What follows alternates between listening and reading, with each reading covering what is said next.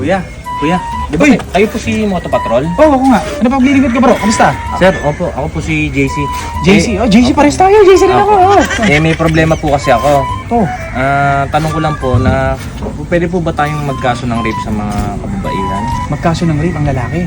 Opo. Bakit? Bakit? Ba't mo natanong? Anong problema natin? Ang akin po kasi parang pakiramdam ko po nag-aasa po ako ng partner ko. Nag-aasa ka? Babae gumasa sa'yo? Opo, Ayup ka talaga! Ang ganda mong lalaki! Gumasa sa'yo? Opo, babae ko po. Will you please repeat it? Babaeng partner ko po. Paano nangyari yun? Paano nangyari yun? Ayun nga din po ang tanong ko kasi parang medyo wala po akong alam sa batas. Maaari po ba yon? Actually, alam ko parang meron eh. Kilala mo ba si Atty. RCB? Parang naririnig Parang naririnig mo. Opo. Atty. RCB, dadali kita sa kanya. Ayun, parang nandun yata siya. Liga, lapitan natin. Ay, sige po.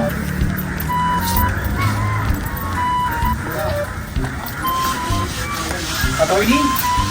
Oh, idol! Sabi ko na, ikaw yun eh. Saktong-sakto. Paglilingkod ko sa inyo. Sa akin, marahil wala. Pero sa ating kasama, meron eh. Meron siyang katanungan. Gusto ko sana sagutin. Kaya lang, alam ko, yung sagot mo, mas magiging malalim. Ano ba ang katanungan mo? Ganito po kasi yun. Maaari po ba tayong magkaso ng rape sa mga kababaihan? Bilang lalaki, gusto mo magkaso ng rape sa isang babae. Opo, tama po. Ganito kasi yan eh. Sa dating batas, rape is committed only by a man who shall have carnal knowledge to a woman. Ibig sabihin, nakukomit lang yung rape, panggagahasa, through sexual intercourse sa pamamagitan ng pagpasok ng ari ng lalaki sa isang babae. In other words, nakukomit lang ito ng isang lalaki. Base sa bagong batas, Republic Act 11648, rape may now be committed by any person who shall have carnal knowledge to another person. In other words, pwede na itong makomit ng isang lalaki laban sa babae, ng isang babae laban sa lalaki, o mapag-gay or lesbian pa ang biktima or ang suspect. Okay. So, ibig sabihin pala, hindi lang lalaki ang kakasuhan. Pwedeng pati babae na rin pala. Ganun na nga doon sa bagong batas na yan. Ang tanong ko sa'yo, kung malaking tao ka naman, tingin ko mukha ka naman malakas. Paano ka nag-ahasa? Ako sir, kung alam mo lang, mas malaking tao sa akin. Mas malaki! Oo, napuwersa po ako, wala akong nagawa. At maski man sa yung disposition mangyari, wala rin po kayong magagawa. Bola lang yan. Kaya I felt hopeless po talaga. Talaga ko, mga attorney, ano bang pwede natin magawa ngayon, attorney? Mukhang kailangan May karapatan naman siya na magdemanda. magdemanda. Pwede natin siya matulungan kung gusto niya. Maraming salamat po, Atty. Actually, malaking tulong yun, attorney. Ako, alam ko na ngayon ang sasagot ko pagka dumating yung time. Pero syempre, hindi ako pwedeng sumagot yan. Kailangan every time na magtatanong sa akin regarding sa batas, andyan ang patas na batas at kasama natin si Atty. RCB.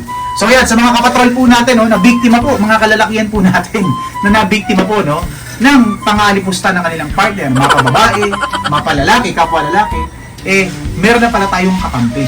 So, hindi lang pala lalaki ang pwedeng kasuhan. Ngayon, pati babae pwede na kasuhan. No, lesbian, no, ano pa ba? Gays. So, pwede na tayong magkaso.